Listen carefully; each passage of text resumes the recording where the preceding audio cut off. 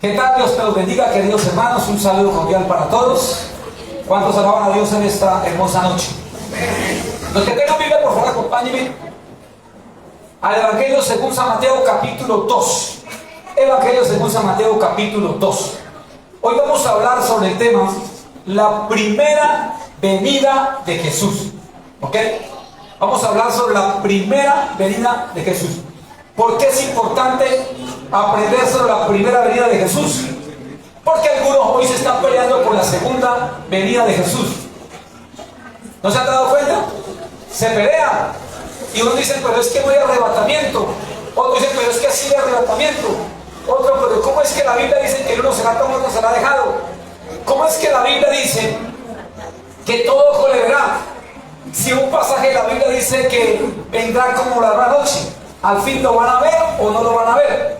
Y hay un debate tremendo hoy, porque la gente está hablando de la segunda venida del Señor, pero se confunde en algunos contextos históricos, bíblicos, de todo. Entonces, si aprendemos bien exactamente cómo sucedió la primera venida del Señor, es evidente que vamos a aprender entonces cómo inició pues la segunda venida. Entonces arrancamos, vamos a leer la palabra de Dios. Vamos a arrancar ahí la palabra de Dios, Mateo capítulo 2. Arrancamos, miren cómo dice, su atención por favor. Mateo capítulo 2, ¿lo dije? 2:1. Dice, cuando Jesús nació en Belén de Judea, el día del rey Herodes, vinieron del oriente a Jerusalén unos magos, diciendo, ¿dónde está el rey de los judíos que ha nacido? Porque su estrella hemos visto en el oriente y venimos a adorarle. Oyendo esto, el rey Herodes se turbó y toda Jerusalén con él. Versículo 4. Y convocados todos los principales sacerdotes, los escribas del pueblo, les preguntó dónde había de nacer el Cristo. Versículo 5. Ellos le dijeron, en Belén de Judea, porque así está escrito por los profetas, o sea, cita en la Biblia. Y tú, Belén de tierra de Judea, no eres la más pequeña entre las naciones, entre los príncipes de Judá, porque de ti saldrá un guiador que apacentará a mi pueblo Israel. Versículo 7. Entonces Herodes, llamando en secreto a los magos, indagó de ellos diligentemente el tiempo de la aparición de la estrella. Y enviándolos a Belén, dijo, id allá y averiguad con diligencia acerca del niño. Y cuando lo halléis, hacedmelo saber para que yo también vaya y le adore. Ellos, habiendo oído al rey, se fueron, y aquí que la estrella que habían visto en el oriente iba delante de ellos, hasta que llegando se detuvo sobre donde estaba el niño. Al ver la estrella, se regocijaron con muy grande gozo. Al entrar en la casa, vieron al niño con su madre María, y postrándose, lo adoraron y abrieron sus tesoros. Le ofrecieron presentes, oro, incienso y mirra. Pero siendo avisados por revelación en sueños que no volviesen a Herodes, regresaron a la tierra por otro camino. Amén. Quiero informarles que este episodio bíblico que se cumple en Mateo capítulo 22 fue un conflicto tremendo para los eruditos y para los sabios del Antiguo Testamento. O sea, la gente que estudiaba la Biblia, como los escribas, los fariseos, saduceos, herodianos, etcétera, etcétera, y todo aquel que estudiaba la Biblia, tenía un conflicto y se debatían, como hoy en día se debaten los que se pelean por la segunda venida.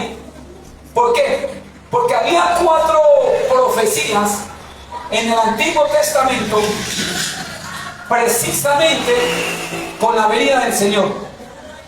Porque miren, a mí no se me distraigan, sin embargo, les voy a explicar lo más claro posible para que entendamos este pasaje que era una confusión. Para nosotros hoy no es una confusión porque ya lo sabemos. Pero ustedes saben las corrientes teológicas de los rabinos, cómo se peleaban por esto. 4 profecías bíblicas que anunciaban la venida del Señor en su primera venida. Ok, un conflicto porque algunos decían, como dice la profecía de Isaías, que el Mesías vendría de Belén. Belén, eso lo decía Isaías, ¿no? También lo decía Miqueas capítulo 5, verso 7. ¿Ok? Pero había otra profecía que decía que sería llamado Nazareno. Entonces se preguntaban los que debatían, ¿cómo así? Si nace en Belén, no se le puede llamar Nazareno, porque tendría que nacer en Nazaret. O sea, que las 4 profecías no solamente eran difíciles, sino eran imposibles que se cumplieran en Jesús. Había otra profecía que decía, voz y llanto, lamento, Raquel que llora a sus hijos y no puede ser consolada. Una profecía de Jeremías que hablaba de el cautiverio asirio, donde los niños murieron. Y esa profecía que tendría que cumplir en el Mesías. O sea, ¿cómo era que iba a haber llanto en Ramá cuando Jesús nace en Belén, en el sur, y Ramá en el norte? O sea, ¿cómo es que el niño nace en un lado y el llanto es en otro? Aparte, había una profecía que decía que de Egipto llamaría al Mesías. Entonces, ¿cómo es posible que nace en Belén y lo llaman de Egipto? Algunos decían, yo creo que el Mesías viene de Egipto. Otros decían, no, yo creo que nace en Nazaret. Entonces, ese conflicto teológico de los rabinos era un problema tremendo. Pero cuando nosotros leemos la Biblia, sobre todo en el capítulo 2 de Mateo, nos encontramos que la pluma inspirada de Mateo explica en un solo capítulo esas 4 profecías, sin forzar la historia, sin torcer un texto, de manera magistral, explica cómo acontecieron esas 4 profecías. Yo no voy a explicar porque no tengo tiempo, pero de pronto lo hacemos en un video para la gente que quiere aprender esto. Sin embargo, ahí están las 4 profecías. Ok, ahora entremos en la teoría, cómo sucedió el primero, en qué circunstancias se dieron. Versículo 1. Cuando Jesús nació en Belén de Judea, el día del rey Herodes, vinieron del oriente a Jerusalén unos magos. Paremos tantito ahí, miremos el versículo. Cuando Jesús nació, ¿en dónde? En Belén. Jesús nace en Belén, aunque se llama Nazareno. ¿Sí? ¿Por qué había un conflicto en Nazaret? Porque es que en Nazaret no se había levantado ningún profeta. ¿Sabía usted que en el Antiguo Testamento no he nombrado el pueblo de Nazaret ni una sola vez? Entonces los reinos preguntaban, pero ¿cómo hace Nazareno si ni siquiera aparece en el mapa bíblico? Es una lucha tremenda, pero la Biblia dice en el versículo 1, cuando Jesús nació en Belén de Judea, el rey, voy a este detalle, el día del rey Herodes el grande, Herodes muere en el año 4, cuando está Jesús. Entonces, esa parte histórica es muy buena para los que les gusta averiguar exactamente lo que sucedió. Dice, vinieron del oriente a Jerusalén unos magos. Aquí yo me hago una pregunta. Vinieron del oriente unos magos y llegaron a Jerusalén.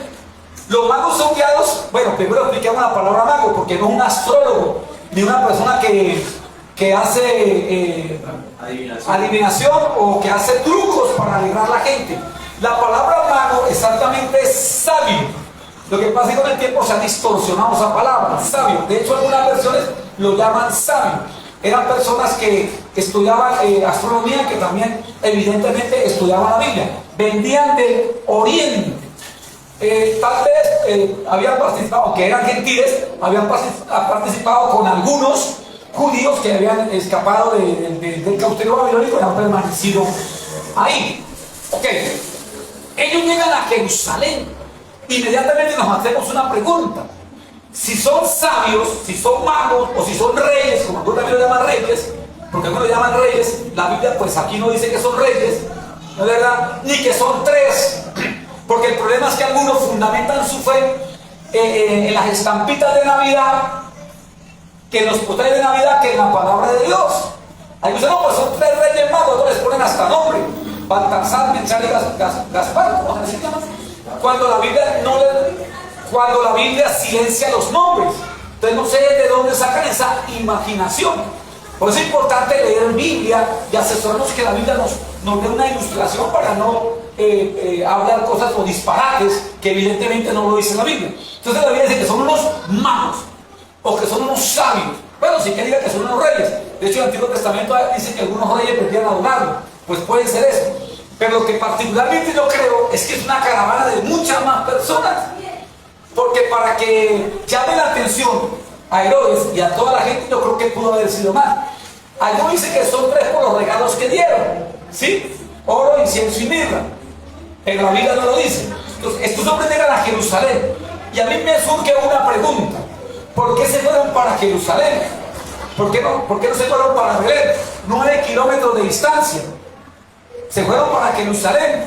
Y yo creo que la respuesta la encontramos en el siguiente versículo, versículo 3, cuando hay un interrogante. Mire cómo dice, versículo 3. Yo leo la Biblia, o si quieren, los que no tengan Biblia pueden leer ahí. Dice, diciendo, ¿dónde está el rey de los judíos que ha nacido? Esa es la pregunta que hacen, ¿sí o no? ¿Dónde está el rey de los judíos? ¿A quién están preguntando los magos? ¿A quién están preguntando los sabios? ¿A quién? Al pueblo. ¿Dónde ha nacido? Ellos tienen una estrella que los está guiando. Tal vez perdieron un poquito la orientación, o la estrella se les perdió por un instante. O tal vez, yo creo que pudieron hacer como tal vez lo haríamos nosotros. Se fueron para Jerusalén diciendo, bueno, nosotros venimos aquí guiados por la profecía de Balaam, que está en el número 24:7, que dice que una estrella saldría de Jacob y guiaría a un pueblo sobre el rey de los judíos. ¿Ok? Entonces yo creo que los sabios, como son sabios, dijeron, bueno, alguien que nos pueda ayudar para nosotros saber dónde nació el Mesías, pues es su pueblo, ¿o no? ¿Qué más que su pueblo que estudia las Escrituras? ¿Qué más que su pueblo que están esperando al Mesías? Pues vámonos para allá. Seguro que allá nos van a asesorar. Entonces llegan a Jerusalén y preguntan. Ellos están convencidos que la gente también está como ellos, esperando al Mesías. Que todos están contentos y todos mirando hacia el cielo, esperando. Ellos están pensando eso. Llegan y preguntan, ¿dónde ha nacido? ¿Dónde está el rey de los judíos que ha nacido? Pero cada uno está en su propio cuento. O sea, la gente no está esperando eso. Para que se den cuenta cómo nosotros a veces nos equivocamos, porque creemos que como leemos la Biblia y esperamos al Mesías, pues creemos que todo el mundo puede hacer igual, pero no. Entonces ellos le preguntan y ellos dicen, porque su estrella hemos visto en el oriente y venimos a adorarlo. Esa estrella que vieron en el oriente, evidentemente, vuelvo a repetir, es la profecía que está en Números 24:7. Ellos estudiaban las Escrituras y por las Escrituras se guiaban. Entonces, ¿dónde nacería el Mesías? Por la estrella, pero no sabían en dónde, porque tal vez no tienen el conocimiento que tenían los escribas y los fariseos. Y evidentemente van a buscarlo en el pueblo donde él nació. Versículo 3. Y oyendo esto el rey Herodes se turbó y toda Jerusalén con él. ¿Ustedes qué entienden ahí? Oyendo esto, ¿quién? El rey Herodes se turbó. ¿Qué es turbarse? Se puso como preocupado, no solamente él, sino todo el pueblo. ¿Cómo se explica usted que todo el pueblo se turbe, que quede preocupado? Bueno, pero ¿cómo es este cuento? Nació, o sea, solamente lo saben ellos. Y nosotros que leemos la Biblia, ¿qué pasa? Entonces todos, hay un temor. Versículo 4. Y convocaron todos los principales sacerdotes y los escribas del pueblo, les preguntó dónde había de nacer el Cristo. Parece que está más preocupado por el nacimiento de Jesús Herodes que la misma gente. ¿Se dan cuenta de ese detalle? La gente no sabía. Entonces Herodes se turba, todo el pueblo con él, y Herodes, que es inteligente, entonces convoca a los escribas y a los fariseos. La pregunta es, ¿por qué convocó a los escribas y a los fariseos? Porque eran las personas más inteligentes, digámoslo así, o que tenían más acceso a las Escrituras que todo el pueblo. Sabían que los escribas y los fariseos y los sacerdotes, esas personas tenían acceso legal a las Escrituras y podían leer los pergaminos. Entonces le pregunta a ellos. Él no fue a preguntarle a los carpinteros, él no fue a preguntarle a la gente, no, sino llama. Miren que Herodes es inteligente. Llama a los sacerdotes y los escribas. ¿Quiénes eran los sacerdotes? La persona más importante del pueblo en la parte espiritual. ¿Quiénes eran los escribas? Su palabra dice escribas. Los que transcribían, pero no solamente transcribían, sino que también enseñaban al pueblo. Así que Herodes dice, bueno, yo voy a averiguar con la gente que sabe. Ahora, si ustedes notan la respuesta que le dan los escribas, es que inmediatamente le contestan, ¿dónde estamos? Creo que es el versículo 5. Ellos le dijeron, en Belén de Judea. porque así está escrito por el profeta. Y citan la palabra de memoria. Oiga, ni siquiera dijeron, esperen aquí, vamos para el templo para sacar los pergaminos, traerlos aquí para leerlo, para sesionarlo. No, ellos tenían la Biblia incrustada en su mente.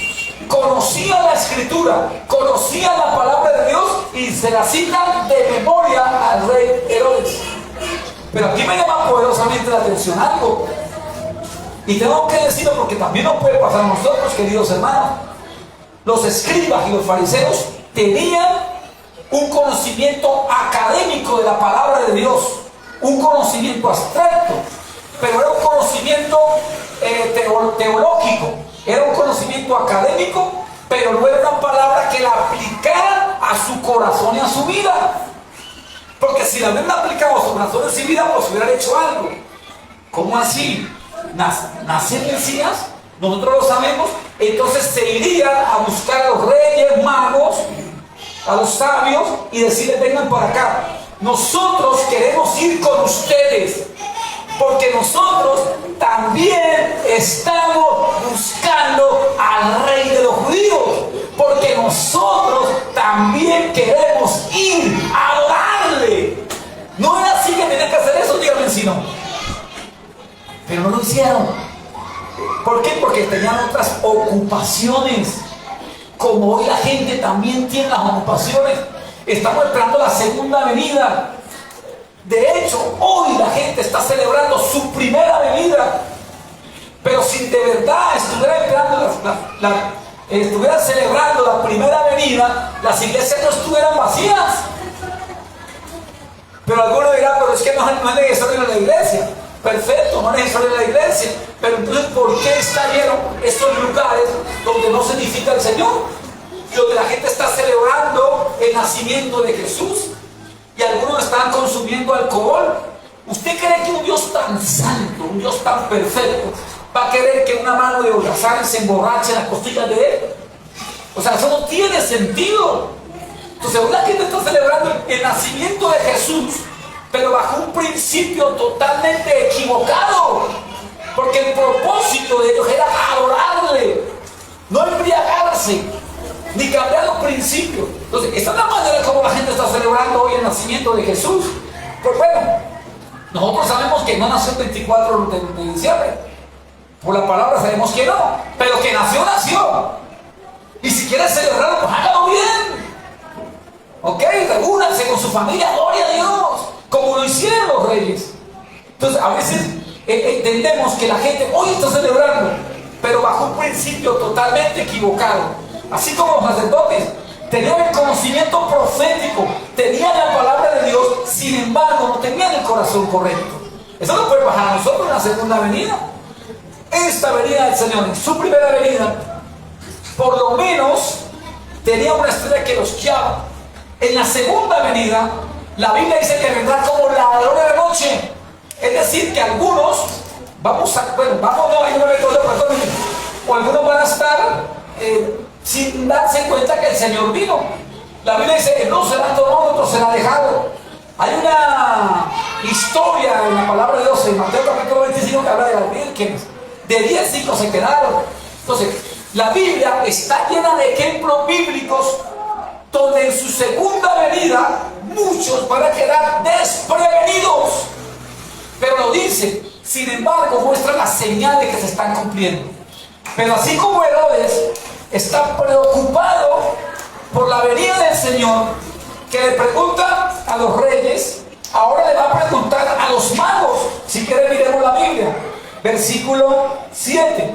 Entonces Herodes, llamando en secreto a los magos, indagó de ellos diligentemente el tiempo de la aparición de la estrella. ¿Se dan cuenta? ¿Quién estaba más preocupado? Herodes. Convoca al pueblo, convoca a los sacerdotes, a los escribas. Como ellos simplemente le dan un versículo abstracto y no está claro, entonces llama a los magos y los reúne y también les pregunta. Estaba preocupado precisamente porque quería quitarle la vida. ¿Sabe quién está preocupado hoy por la segunda venida del Señor? ¿Creen ustedes quién está más preocupado por su segunda venida? ¿Quién creen ustedes? ¿Satanás? ¿El diablo? Más que los creyentes. ¿Sabe por qué? Porque no quiere que se cumpla la profecía de la segunda venida de Él. Pero se están sucediendo las cosas en nuestras narices y nos estamos dando cuenta de los acontecimientos futuros que están cumpliendo hoy en día sobre el pueblo de Israel. Porque la Biblia dice en su segunda venida que el Señor pondrá los dos pies en el monte de los olivos. Y si no hay monte, y si no hay olivos, y si no hay judío, pues Jesús no viene. Por eso en 2000 años el mismo diablo ha querido acabar con el pueblo judío, destruirlo de la faz de la tierra. En el año 1939 al 44, 45, un hombre llamado Adolfo Hitler mató más de 5 millones de judíos y los colocaba con las manos arriba para que cupieran más en cámara de gas y en muchas cosas, quitándole la vida a esa gente porque él quería destruirlo. Y así por todos los tiempos han querido destruir a los judíos. ¿Para qué? Para que precisamente no venga el rey de los judíos.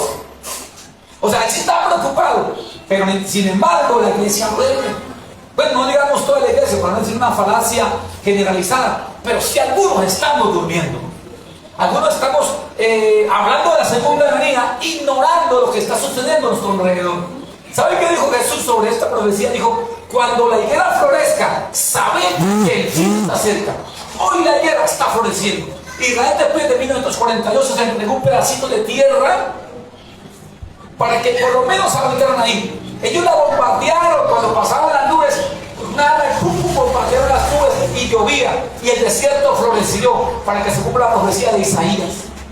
Entonces, es un pueblo que hoy está germinando, es potencia, y nos estamos dando cuenta de lo que está sucediendo. Y sin embargo, en ocasiones no esperamos realmente la venida del Señor, ni vivimos una vida recta como debería de ser. Entonces, Herodes está más preocupado que cualquiera de nosotros. Herodes es padre y tipo de Satanás. Este es Herodes el Grande, un hombre malo, un hombre perverso. Era tan malo este hombre y tenía una paranoia que mandó a matar a su propia esposa, se llamaba Mariana, la mató. Mandó a matar a su hijo mayor, se llamaba Antiparte, que acá en el versito. Lo mató para que de pronto no le quitara su reinado. Mandó a matar a dos hijos menores de él, uno se llamaba Alejandro y otro se llamaba Sóstenes, algo así el nombre. Ayúdenme bien ustedes. Y para completar mandó matar a la suegra. O sea, acabó con todo. Imagínense que un emperador llamado Augusto, ¿sabe qué dijo de Herodes? Dijo, es mejor y más saludable y corre menos peligro ser el cerdo de Herodes que ser el hijo de Herodes. O sea, era una cosa tremenda. Herodes era malvado. ¿Qué me dicen del hijo? El hijo es el que manda a matar a Juan el Bautista. Y el nieto, o el abuelo, perdón, no, el nieto, el que manda a matar en Hechos capítulo 12 a Jacobo a espada. Una familia tremenda. Entonces, ahora, si alguien tenía la salvación, era precisamente Herodes ahí. Sálvese. Pero no lo hizo, evidentemente, porque el propósito de Herodes era seguir gobernando como rey. Era un hombre que había usurpado una posición que no le correspondía. Herodes no era judío y era rey de los judíos. Había comprado su reinado a Roma para apropiarse de un cargo que no le pertenecía. Herodes era de Edom, por eso era edomita. Así que por ninguna manera podía ser el rey, sin embargo, usurpó una posición que no le correspondía. Versículo 8, ¿no? Sacando el tren de aterrizaje. Versículo 8 dice: miren lo que hace este hombre. Enviándolos a Belén, ¿a quién? A los magos. Dijo: id allá y averiguad con diligencia acerca del niño, y cuando lo halléis, hacedmelo saber, para que yo también vaya y le adore. Esa palabrita de adore está sobrando.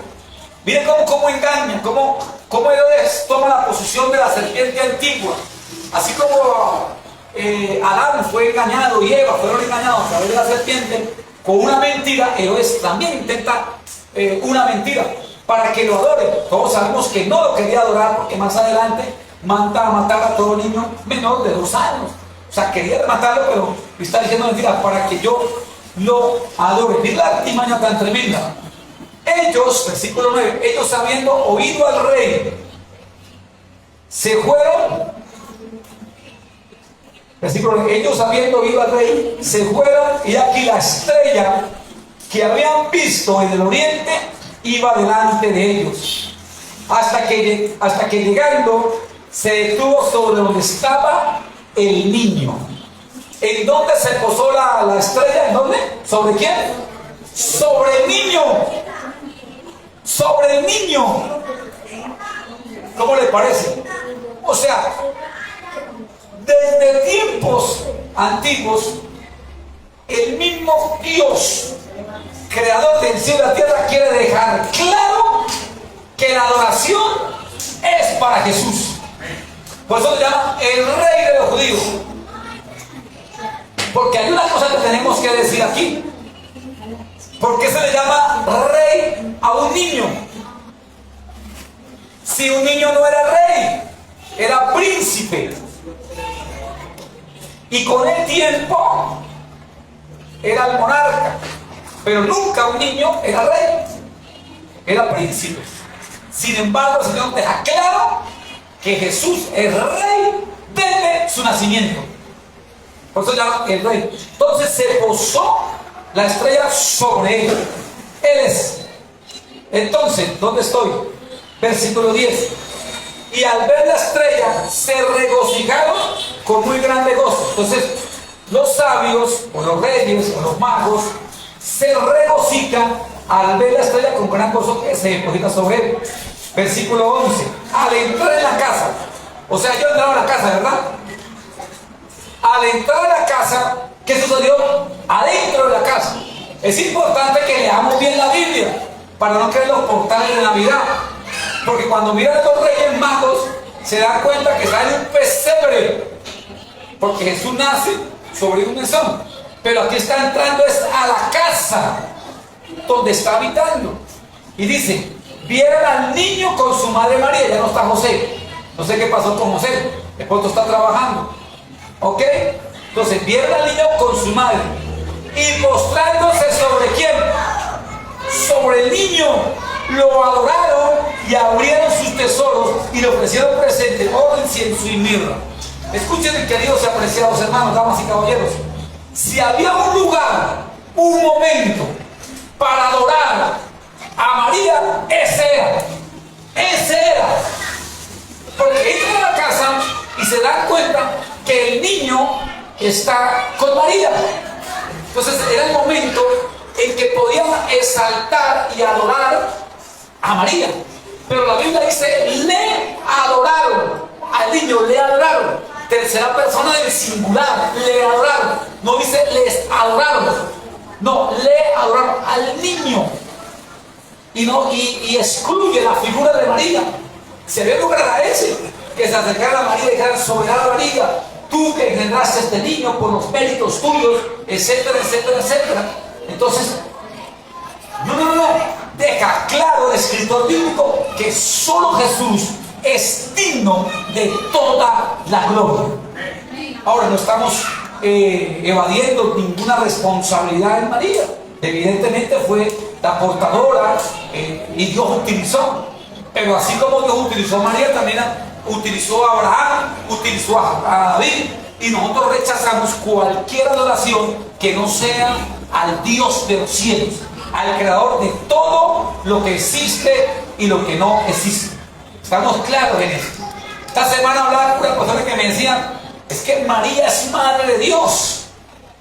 Yo le dije, María, madre de Dios, que sepa es María del cuerpo físico de Jesús. Digo, pues es que Jesús es Dios, entonces por lógica María es madre de Dios. Entonces yo dije, bueno, entonces David es el padre de Dios, porque la Biblia dice muchísimas veces que Jesús es el hijo de David. ¿Lo han leído o no? Muchas más veces que María. Entonces, si Jesús es el hijo de David, entonces David es el padre de Dios. Entonces tenemos a María, madre de Dios, y David, padre de Dios. Si miramos, si analizamos esa interpretación, evidentemente paupérrima, no es así. Entonces, David sí es el padre por genealogía de Jesús. del cuerpo físico, como lo fue María y como los que todos cumplieron una función importante. Pero bueno, no vamos a ir al tema porque el tiempo corre. Ahora, ellos ofrecieron adoración. ¿A quién? A Jesús. Y ofrecen sus presentes, o sea, sus regalos: oro, incienso y mirra. Y yo creo aquí, muy particularmente, que por eso era que eran sabios, porque hicieron 4 cosas muy importantes que si nosotros las hacemos, pues evidentemente nos convertimos en personas sabias. ¿Qué hicieron estos hombres sabios? ¿Qué dijo estos reyes? 4 cositas. Primero, estudiaron las escrituras para mirar la estrella de Jacob, que los guiaría. Después de que encuentran la estrella, se regocijan en la estrella. Pero no solamente regocijan en la estrella, sino que van a buscar a Jesús. 3, buscan a Jesús. Pero no solamente lo buscan, sino que lo adoran. Y no solamente lo adoran, sino que le dan presentes, sino que le dan regalos. Y yo me preguntaba, ¿por qué le dan regalos al Señor, siendo el dueño de toda la tierra? Porque Dios, en su infinita misericordia y en su omnipresencia, sabía que el Hijo de Dios necesitaba recursos, porque en unos instantes tenía que huir a Egipto, a una tierra extranjera, y necesitaba tener y vivir bien. Entonces Dios, en su sabiduría, le provee oro. Y yo sé que en Egipto vivió bien con ese oro. Algunos dicen, pero es que yo no voy a la iglesia porque Dios no viene a llevarse. Bueno, el niño Jesús tampoco. Porque un niño de 5 años no va a manejar el oro, ¿o sí? ¿Quién va a manejar el dinero? Pues sus padres. Evidentemente Jesús, cuando estuvo aquí, ni siquiera manejó el dinero, porque cuando estaba de adulto, ¿quién manejaba el dinero? Judas. Entonces, hay que entender que en ocasiones, cuando usted da para la obra de Dios, pues el Señor no va. Ahora, yo hago una pregunta. Dios no podía bajar el oro desde el cielo, porque la Biblia dice que en el cielo las calles son de oro, bajar el oro y entregárselo a María para que con ese dinero vivieran bien en Egipto mientras pasaba el problema con el rey Herodes. ¿Podía hacerlo o no? Pero entonces, ¿por qué utiliza a los reyes? ¿Por qué lo hace? Porque hay lo que se llama la cooperatividad divina. Dios, soberano, usando al hombre para levantar su obra en esta tierra. Entonces hay gente que dice, bueno, ok, yo sigo al Señor, okay, yo lo busco, yo lo adoro. Ah, no, pero mi economía no la voy a tocar. Estos hombres dieron oro, dieron incienso y dieron mirra. Hay una profecía de Isaías, ya para la segunda venida, donde dice que vendrán reyes y que vendrá mucha gente y le entregarán al Señor oro y le entregarán incienso, pero omite la palabra mirra. ¿Saben por qué? Porque el oro representaba evidentemente su justicia, el incienso su santidad y la mirra su muerte, porque la mirra es un ungüento utilizado para las personas que morían. Pero como el Señor viene en su segunda venida y no va a morir, entonces la mirra es clausurada, no se nombra más. Eso está para la segunda venida. Es decir, por la tradición venga no va a morir más. Él va a venir a llevarse un pueblo para su santa ciudad de Jerusalén celestial. ¿Cómo les parece, queridos hermanos? Eso estamos esperando nosotros. Y ojalá mientras permanezcamos aquí podamos ser como estos reyes que ofrecieron. Miren, gracias a ese oro que ustedes dieron, a ese dinero que ustedes dieron, estamos sacando la obra del arte y podemos verla un poco más linda y un poco más hermosa. ¿Usted cree que Dios no puede enviar del cielo oro para que nosotros levantemos un templo de 5 pisos? Claro que sí, pero Dios usa personas como usted y como yo para que nosotros levantemos un pueblo, un templo para su nombre. Eso es así. Por eso los reyes caminaron desde el oriente hasta Jerusalén para dar su oro. Imagínense. Pero el Señor sabía que lo necesitaban. Cuando estos hombres llegan y ven a María, bueno, la vieron ahí un poco humilde, y vieron que está el niño, dijo, no, ellos necesitan entendieron, por eso son sabios, y entregaron su oro. Y usted sabe que el oro. Entonces, ¿qué aprendemos nosotros? La sabiduría de Dios incrustada en el corazón de unos hombres sencillos, gentiles, porque no eran judíos, y entendieron el propósito de Dios, y cuidaron y protegieron a este niño mientras estuvo en Egipto.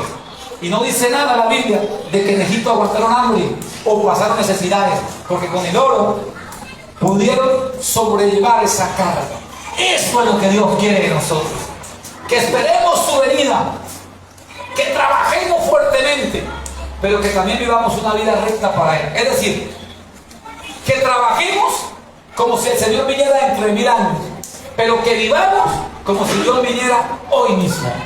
Eso es lo que Dios quiere. Que levantemos una obra linda. En estos días alguien, en tono de broma, me dijo: ¿pero qué están haciendo ahí? Eso, ¿para qué? Usted dice que Dios viene. Entonces, que le digo: bueno, pues si el Señor viene, pues dejamos esto aquí para los inconversos, que pongan aquí una taberna, lo que quieran, que estamos en el reino de los cielos, ya.